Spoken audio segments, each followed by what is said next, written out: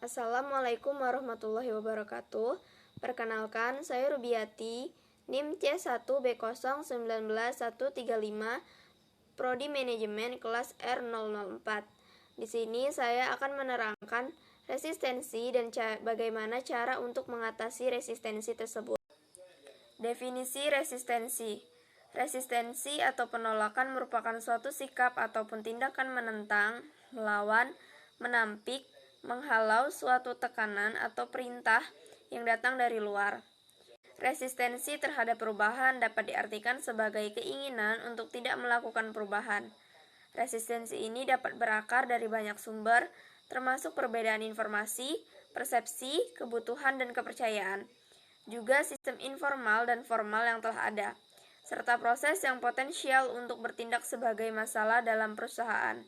Sebagai pemimpin perubahan, seorang biasanya melihat penentang perubahan sebagai orang yang berseberangan dengan mereka. Para pendukung perubahan merasa di pihak yang baik dan benar, sementara penentangnya adalah orang-orang yang berada di posisi sebaliknya. Penyebab resistensi. Yang pertama, kepentingan pribadi parsial. Perubahan yang diajukan akan membawa kepada kehilangan sesuatu yang berharga dan sebagai hasil dari resistensi pribadi. Yang kedua, kesalahpahaman dan kekurangan kepercayaan. Biasanya pekerja ini tidak memahami implikasi atas apa yang diajukan. Yang ketiga, perhitungan konsekuensi yang berbeda. Biasanya lebih dekat terhadap segala sesuatu daripada manajemen senior. Dan yang keempat, toleransi yang rendah pada perubahan. Beberapa pekerja tidak siap berubah. Mereka mungkin tidak punya keterampilan atau kepribadian mereka sedang pada stabilitas. Organisasi mungkin mempunyai terlalu banyak perubahan-perubahan yang tidak berhasil dan kemudian toleransi perubahan rendah. Maka tanpa disadari, ketakutan tersebut akan cepat menyebar dan menyakiti para anggota organisasi ataupun guru dan staf di sekolah.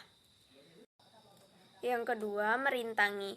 Merintangi dalam arti bahwa penolakan tersebut akan mengganggu, menghalang-halangi, dan memperlambat jalannya sebuah proses perubahan.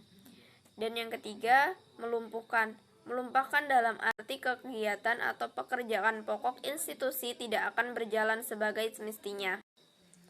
Adapun cara mengatasi resistensi, yang pertama memastikan kebutuhan, yang kedua menyediakan rencana, yang ketiga membangun dukungan bagi perubahan dan mengatasi resistensi, yang keenam menyediakan sumber daya, yang ketujuh melembagakan perubahan. Manajer dan pekerja harus dilembagakan dan menanamkan perubahan secara efektif, dan yang terakhir mengejar perubahan komprehensif.